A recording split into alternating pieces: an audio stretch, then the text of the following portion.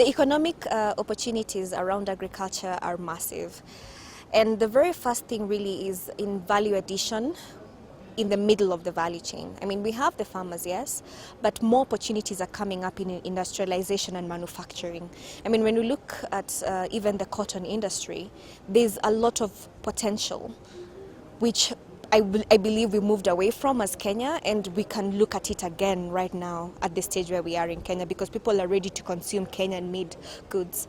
And when it comes also to food, there's a lot we can do in terms of packaging, cleaning, transportation. The supply chain really is broken, and for efficiency to be achieved, so many people can come in and really contribute to that. So opportunities are many.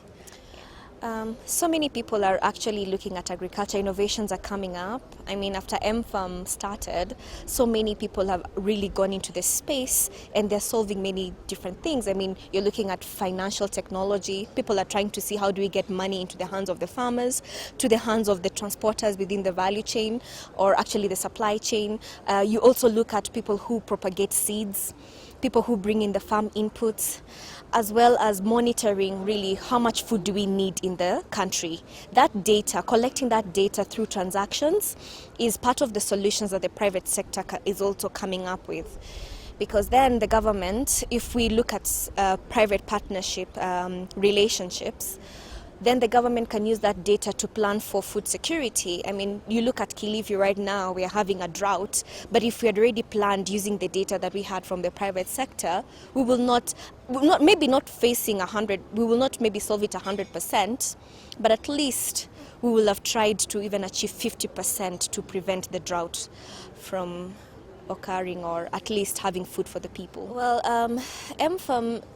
MFARM's main objective is to connect farmers to the markets, but in the process, what we have done, we've come up with business intelligence tools that leverage on the price information that we collect every day for 6 days, and we enlighten the farmers on the market price or the value of their produce, and they can achieve this on SMS.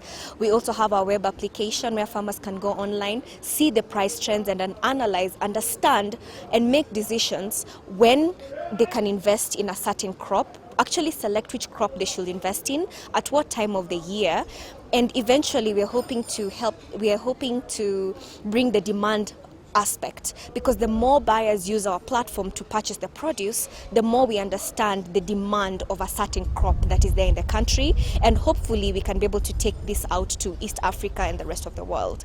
So basically MFARM's role is to connect farmers to the markets. We also provide other supportive products, such as access to financing, because then the farmers can use their data to access this financing.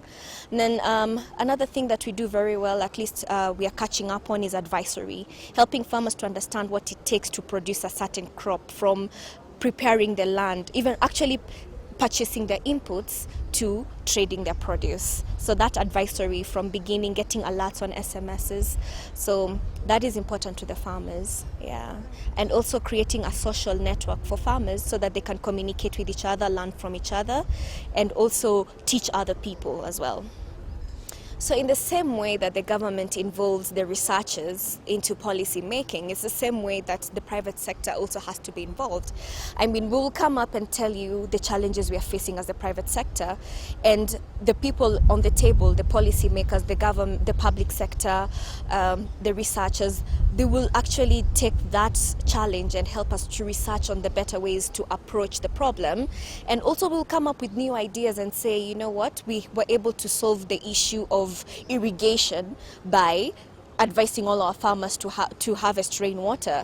So whatever we have been able to execute as the private sector can also be consumed by policy makers, or whatever we face as a challenge can be put out as a thought or as a thinking item to the policy makers and the researchers and the public sector, so that it can be evolved either to a law or to be implemented, so that we can bring about change.